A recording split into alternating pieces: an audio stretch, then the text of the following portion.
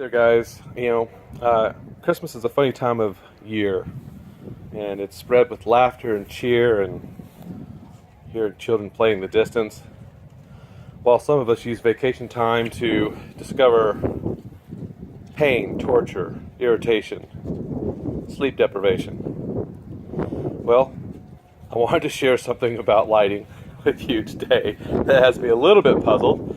I know there are answers out there, and I'm feeling my way through this, and there's been some great support from the community. But sometimes the only way to learn is to do and to try and not sound like William Shatner for some reason. That's what I get for watching the new movie. All right, so I have 156 pixels here, 100% brightness on a white ramp. There is no twinkling. This thing is great, and there's about 15 feet of cable here before it hits the controller. Now I have about that length, probably about 15 or so, right about that, that hits this chroma flake. And then that's about 10 feet before it hits this chroma flake. Here's what I'm learning is you can have quite a few pixels together from a decent starting distance, probably 15-20 feet, but the moment you put a gap between the pixels, it doesn't like that. And remember, I'm not doing any power injection this year because I'm hell-bent on doing a show without it. Again, maybe next year that will change, but for right now, a couple things I could do. I could shorten this, but I don't want wires going over over this see-through area here. I'd want it to go up and over. Or I have excess here. I could take off, that's about 1, 2, 3. I could take off about 8 feet here just to see if that would improve that. And it probably would. Here's the kicker. I told you these are at 100%, and they are. These guys are at 30%. So even at 30%, that gap right there, no bueno. So I could try to put something between it. I don't really want to do that. I'd rather just wire this up. Or I could run them independently. I'll max out 16 channels as it is if I run them separately. And I'm willing to do that because I gained a channel, or a port I should say. I gained a port by putting my two arches together, which will be a total of 156 nodes. And if they work like this at 100%,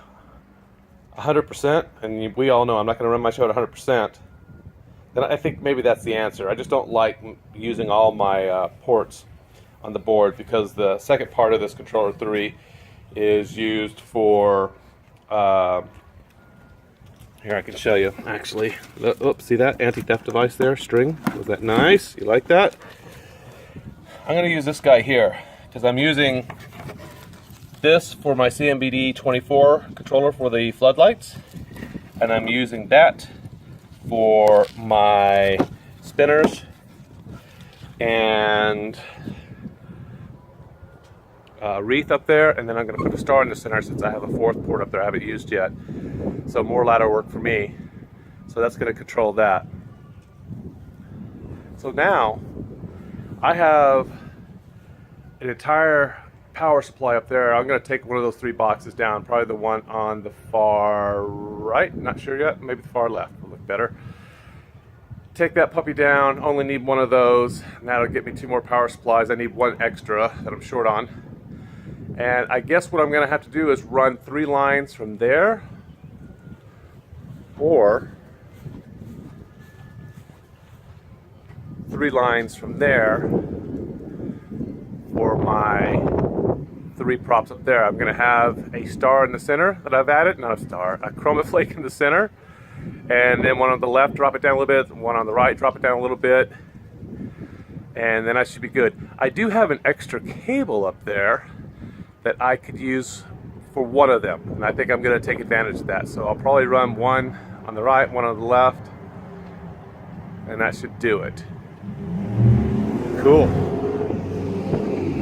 All right, guys, that's it. Just wanted to give you an update on my major discovery that still puzzles me. And I'm not an electrician or a mathematician. I know you guys understand why and can give me the answers. That's not nearly as important as it just working. Appreciate it. See you guys.